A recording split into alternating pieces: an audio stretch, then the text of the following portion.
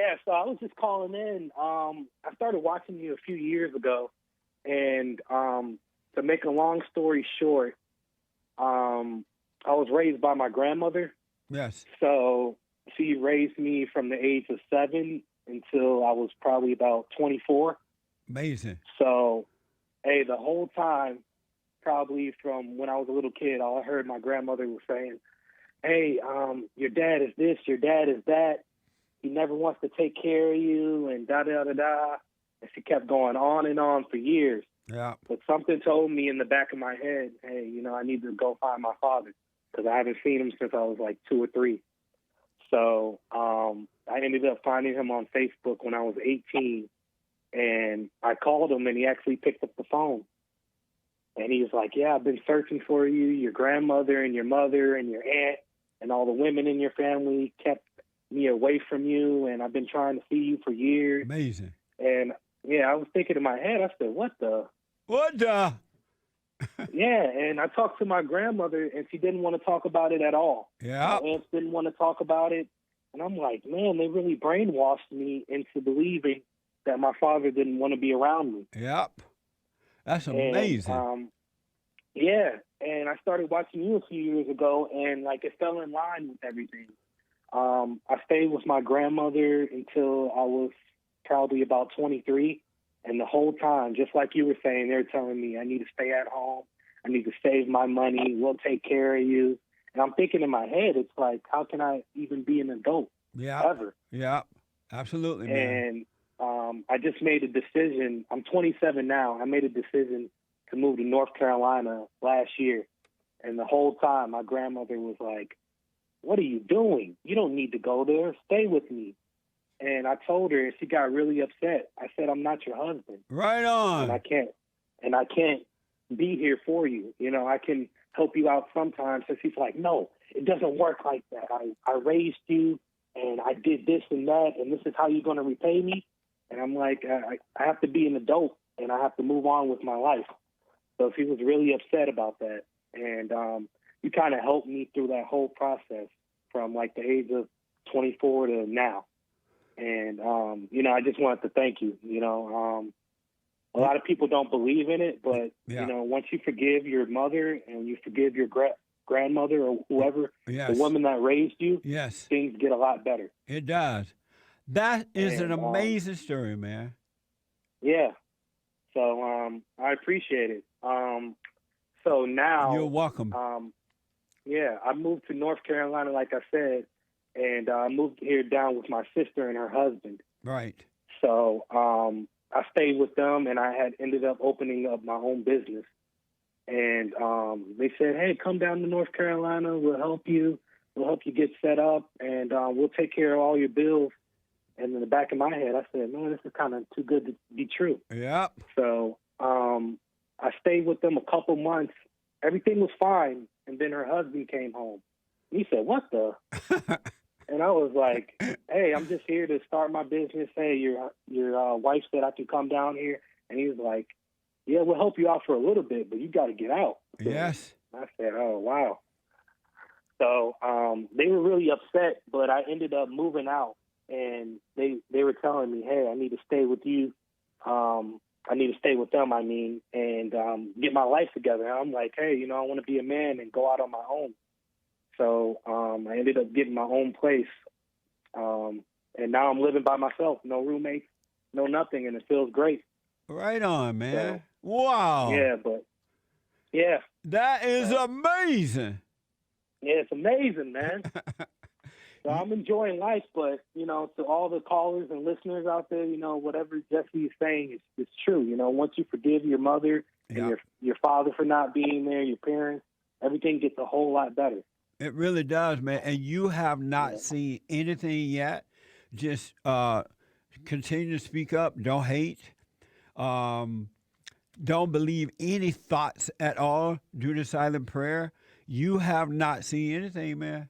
And to be so young and waking up, you're very fortunate because you are avoiding a lot of hardship. You're avoiding a lot of pain. You're avoiding a lot of stupid mistakes. You'll be fine. It's just going to get better, man. Yeah, and I had a couple quick questions for you. Yes. Yeah. So I talked to my father, and I went to go visit him, but he's never changed. Like, I still love him and everything, Right. but he never makes an effort to call. He never makes an effort to do anything. Yes. And like a week ago, he got really upset at me because he asked me to pay his phone bill, and I didn't. And I'm Good. thinking in my head, it's like, what the? That's You're right. older than me. You're my father. Why would I pay your bill? And he got really upset, and he just blocked my number. That's fine. The point is, don't resent your father. You don't have to hang out with him. He doesn't have to be right with you. Just don't resent him. And by loving your earthly father, you automatically love God, and He will fulfill you and guide you in life. You don't. That's fine with him. Let him do what he got to do. And you're right. Don't be paying his bill. He pay his own bills. Yeah, I just wanted to make sure I was making the right decision, because Yes. he was really upset. Yeah. And I'm like, When and then I the same thing.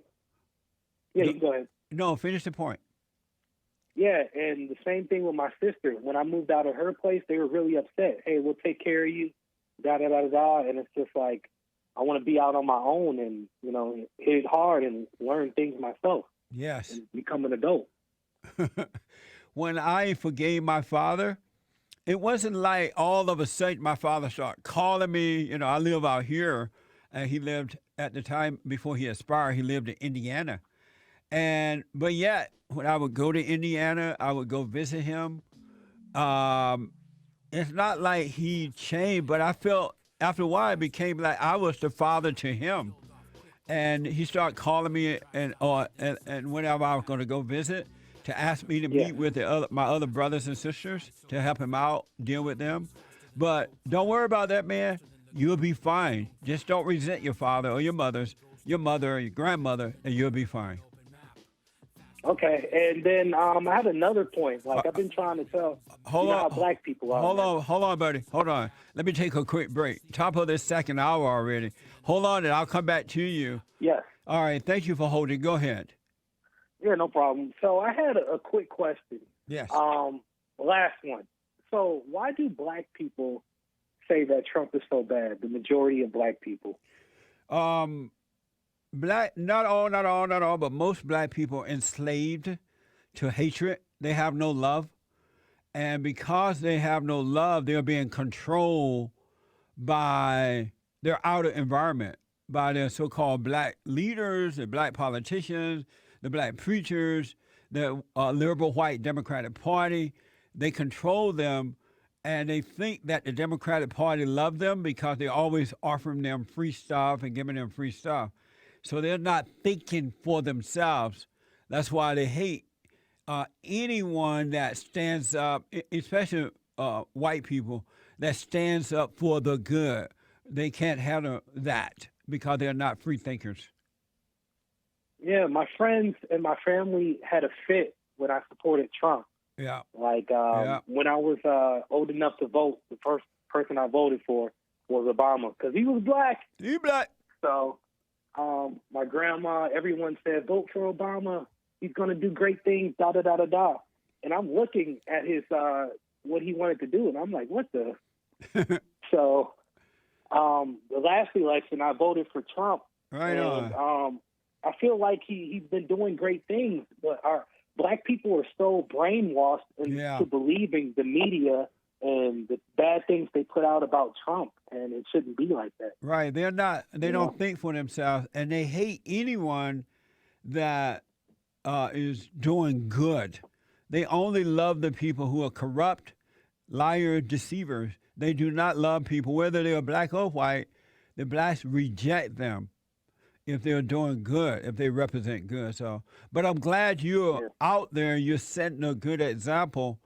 And if your family don't like it, that's on them. Just don't resent them, but speak up and be yourself. And you're going to influence other people to wake up and do the right thing as well. So I'm really happy for you, man. That's amazing. Yeah, thanks a lot, man. I appreciate you taking my call. You're welcome. Call me again, you day. All right, I will. All right. Thanks. Have a All good right. Bye now. Amazing. Isn't that like so cool? I should have asked him what was his business, what type of business he started.